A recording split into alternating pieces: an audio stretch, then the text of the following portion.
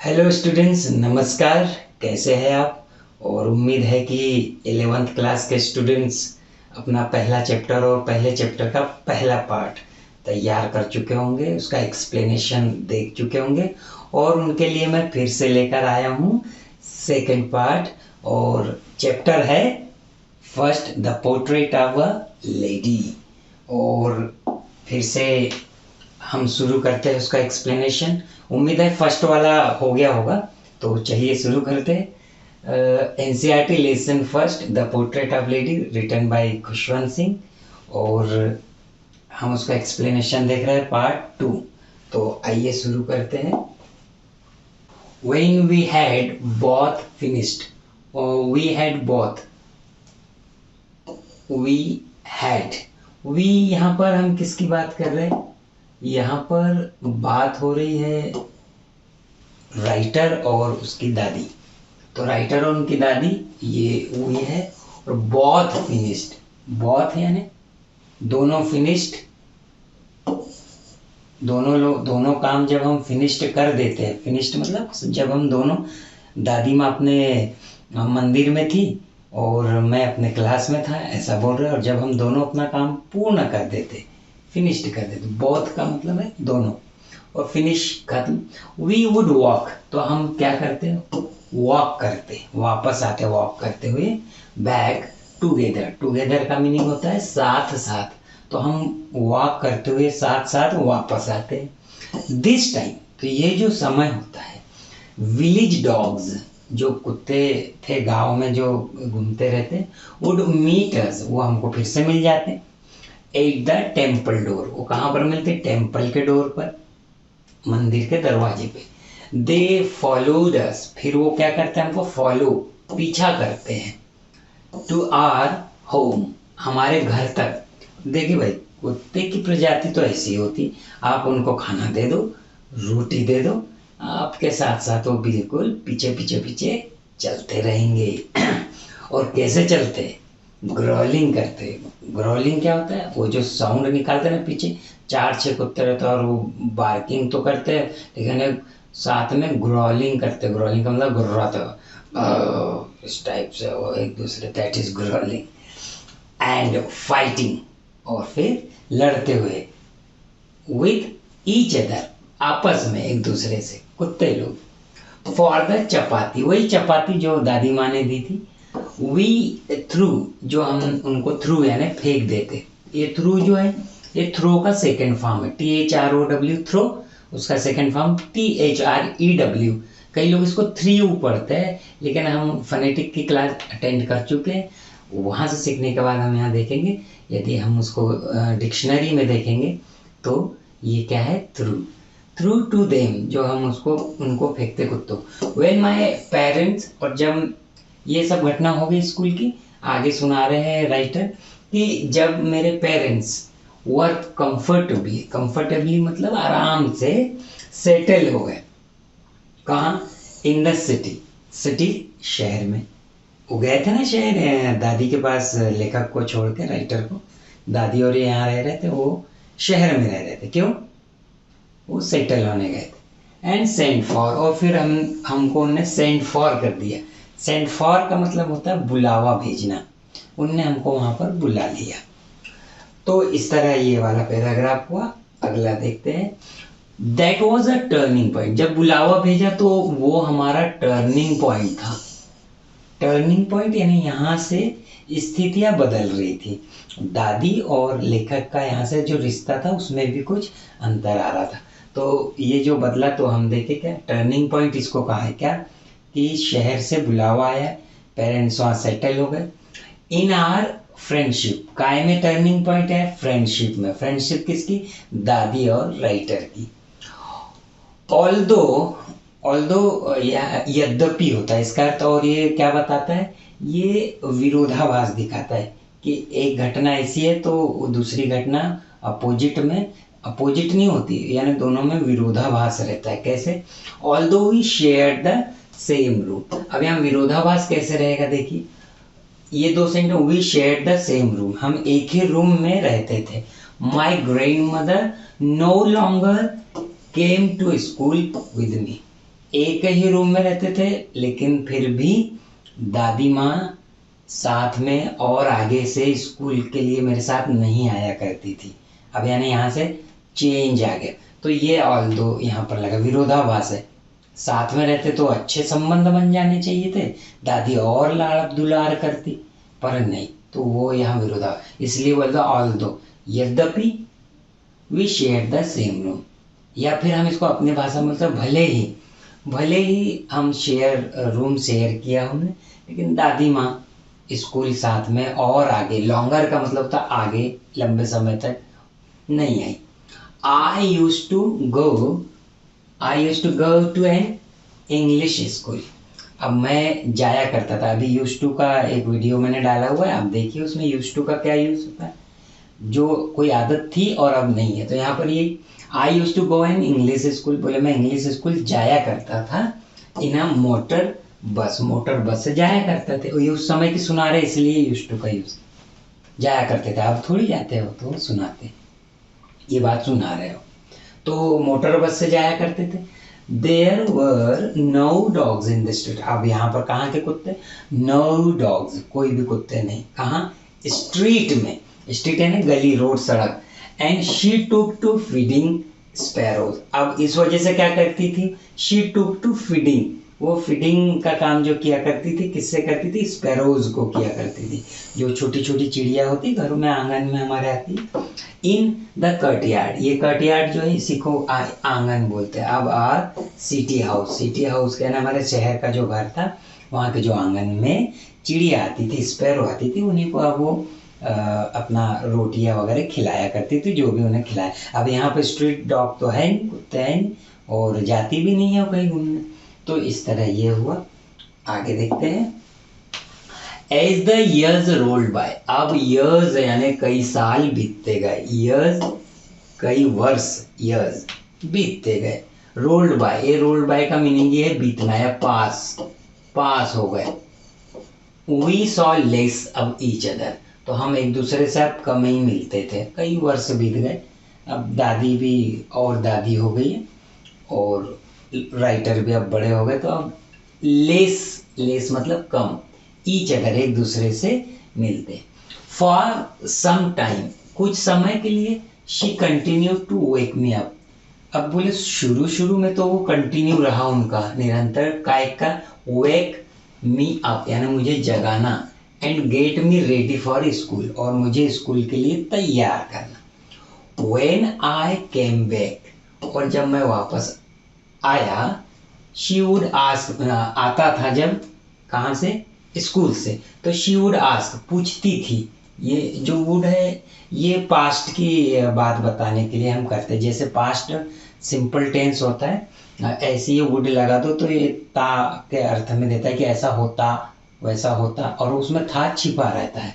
तो she would ask में, वो मुझसे पूछती, इसमें हम था भी बोल सकते हैं, वो मुझसे पूछती थी। What the teacher had taught me, कि टीचर ने क्या पढ़ाया। अब आदत थी दादी माँ की, तो यहाँ भी वो पूछती थी शुरू में। आई वुड टेल हर, और मैं क्या बताता?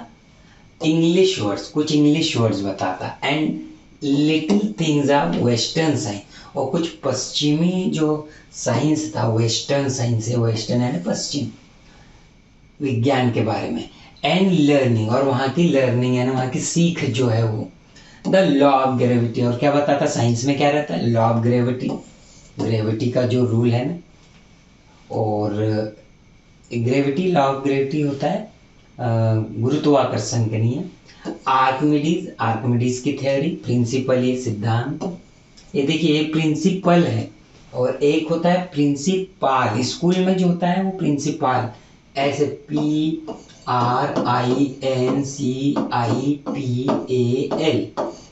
तो इसे हम प्रिंसिपल बोलते हैं, और ये प्रिंसिपल होता है। तो principal, the world being round, ATC, और वर्ल्ड बीइंग राउंड है ना, दुनिया गोल है, इस टाइप से जो होता है वो ETC। This made her unhappy, और ये चीज जो होती है ये दादी माँ को अनहैप्पी कर दिया, दादी माँ को। तो ये वाला भी समझ में आया होगा, उम्मीद है। फिर हम अगला देखते हैं।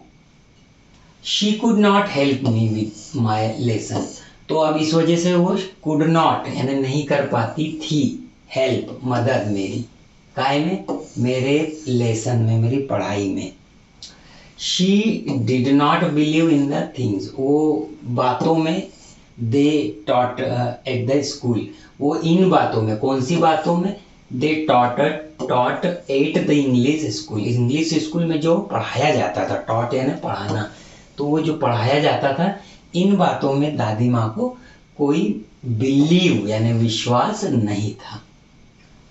That there was no teaching, और वो ये मानती थी कि देयर वॉज नो टीचिंग, कोई पढ़ाई वढ़ाई नहीं होती है about God and the scripture. और वो इस बात से क्या थी, एंड वॉज डिस्ट्रेस्ड, डिस्ट्रेस्ड का मीनिंग होता है अपसेट, बड़ी परेशान, और हम बोल सकते हैं डिसअपॉइंट कि यार ये क्या पढ़ा रहे हैं, कुछ गॉड की पढ़ाई, भगवान के बारे में, धार्मिक स्क्रिप्चर्स, धार्मिक ग्रंथों के बारे में, ये कुछ नहीं पढ़ा रहे, क्या पढ़ा रहे ये सब।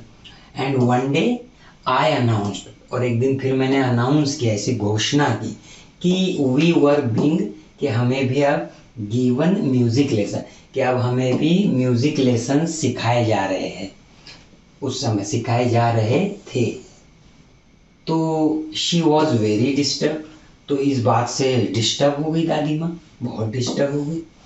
टू हर म्यूजिक, क्योंकि उनके लिए, to her music had lewd association, क्योंकि उनके लिए ये जो म्यूजिक था ये कैसा था, ल्यूड, ल्यूड मतलब बहुत निम्न कोटि का, वल्गर बोल सकते हैं हम, एसोसिएशन वल्गर से संबंधित म्यूजिक था, ये जो सिखाते थे ये, उनके लिए ये जो म्यूजिक था ये इस टाइप की बातें थी, ये वल्गरिटी बताती है। तो ये वाला भी आपको समझ में आया होगा, नहीं आता है तो कोई बात नहीं, आप कमेंट बॉक्स में मुझे कमेंट जरूर करिए कि ये वर्ड नहीं आया है, कोई बात नहीं, उसको एक्सप्लेन कर दिया जाएगा।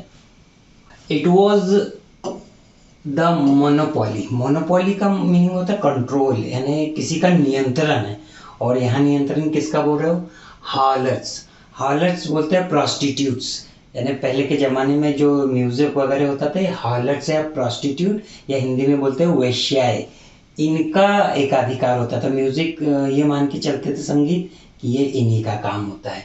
एंड बेगर्स, और किसका, जो बेगर्स होते हैं, भिखारी लोग होते हैं, ये जो भीख मांगने के लिए वो गीत संगीत का उपयोग करते हैं, ऐसा वो मानती थी।